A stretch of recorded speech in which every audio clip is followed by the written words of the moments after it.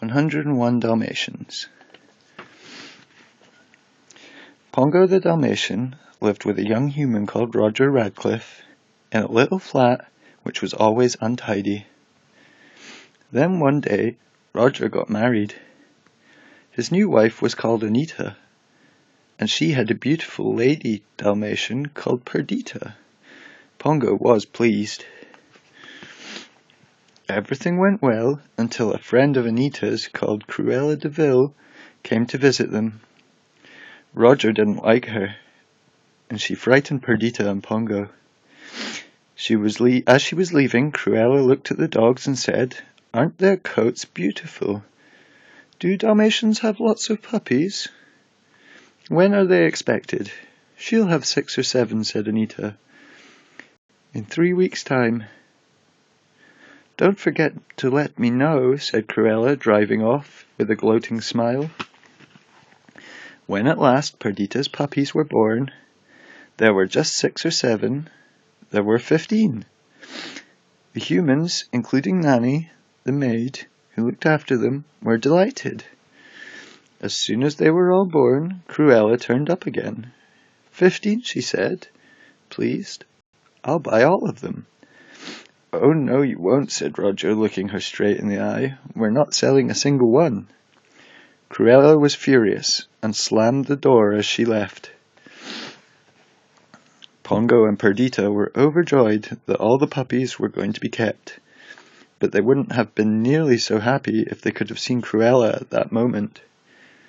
She was talking to Horace and Jasper Badoon, who were very nasty crooks indeed. They were planning to dognap all of the puppies. One night, soon after this, the 2 Badoons sat in their truck near the house. They were waiting for Roger and Anita to take Perdita and Pongo for their walk.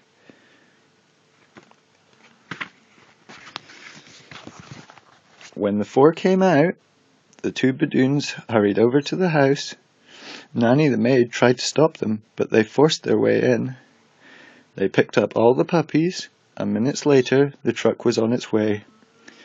Next day the story was in every newspaper. There were pictures of Perdita and Pongo, and Anita and Roger. The police got busy, and there were even Scotland Yard detectives hunting for the puppies.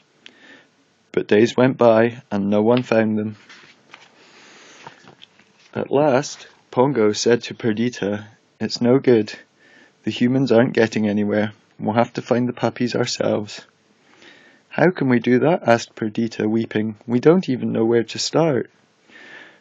"We'll try the twilight bark," said Pongo. "It's the quickest way to send and get news." By the time the 2 Dalmatians were taken for their walk that day, it was almost dark. When they got to the top of Primrose Hill, Pongo barked the alert. 3 loud barks and a howl. They waited a moment, then an answering bark was heard. "It's the Great Dane over at Hampstead," said Pongo, and he barked out his message. Danny the Great Dane was very surprised at the message. 15 puppies have been stolen, he told a terrier friend. "They're Dalmatians. The humans haven't been able to find them, so it's up to us to send out an all-dog alert with the twilight bark." And his big, deep voice began to send the news all over London. 2 mongrels heard the alert. One said, "I bet those puppies are a long way away by now. I think we should let the rest of the country know."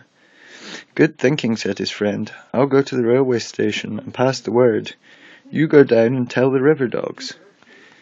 Within the hour, word had spread north, south, east and west, all over England. It wasn't long before the barking was heard by an old army horse called Captain. "Sounds like an alert," he said to the cat who was sitting on his back. "Sergeant Tibbs, get Colonel at once." Colonel was a gruff old sheepdog, and he was sleeping in the hayloft. When he had listened to the barking, he told the others about the message. 15 stolen puppies. "That's funny," said Sergeant Tibbs. "I heard puppies barking all over at the old DeVille house last night." "No one lives there now," said Colonel. "Let's go and see." The three of them went quickly up to a broken window and peered through. The first thing they saw was a television set. Two crooks, the Badoons, were watching it. And all around the room there were puppies, not 15, nor even 50, but 99 of them. From dog to dog, all the way back to London, went the news that the puppies had been found. At last it reached Dan, the Great Dane, at Hampstead. From him it went straight to Pongo and Perdita, and they wasted no time. They set off, going as fast as they could.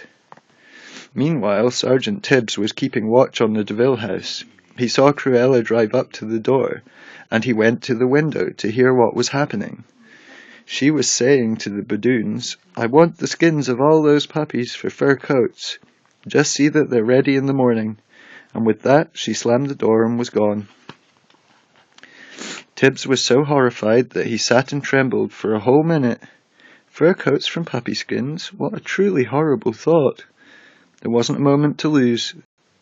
The Badoons were watching television again. Tibbs crept through the broken window and whispered to the nearest puppy, "Tell everyone they must escape. Cruella is after your hides." One by one the puppies crawled quietly out of the room. Then Tibbs took them upstairs to hide under a bed.